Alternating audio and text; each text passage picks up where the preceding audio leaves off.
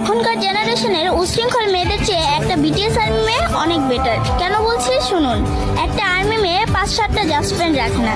এরা অপ্রয়োজনে বাহিরে ঘোরাফেরা করে না, অশ্লীল পোশাক পরে টিকটক করে বেড়ায় না, এরা প্রেম করে প্রেমিকের হাত ধরে পালায় না, কিংবা চিপাই চাপায় রাস্তাঘাটে প্রেমিকের সাথে টাইম পাস করে না।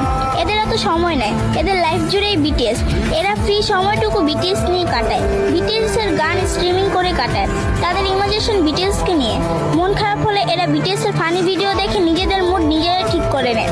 এরা অযথা স্টাইল করে বাহিরে ঘোরাফেরা করে না, ছেলেদের অ্যাটেনশন পিক করে না, এরা রুতুপুতু পছন্দ করে না, আর ওরকম ভাবে ছেলেদেরকে পাত্তাও দেয় না।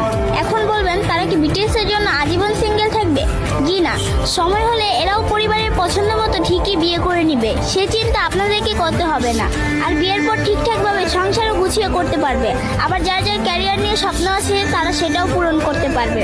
আরেকটা গুরুত্বপূর্ণ কথা, কোনো আর্মি কিন্তু বাস্তবিকভাবে ওদের বিয়ে করার স্বপ্ন দেখে না, তারা বাস্তবতা জানে এবং তা মেনে নিয়েছে।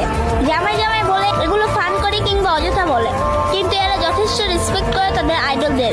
সবশেষে একটা কথা বলবো, একজন আর্মি জানে কিভাবে সাপোর্ট দিতে হয়, প্রকাশ না করেও ভালোবাসা যায়, একতরফা হলেও কিভাবে প্রায়োরিটি দেওয়া যায়, সারা দুনিয়া বিপক্ষে থাকলেও কিভাবে প্রিয় জিনিস আঁকড়ে ধরতে হয়।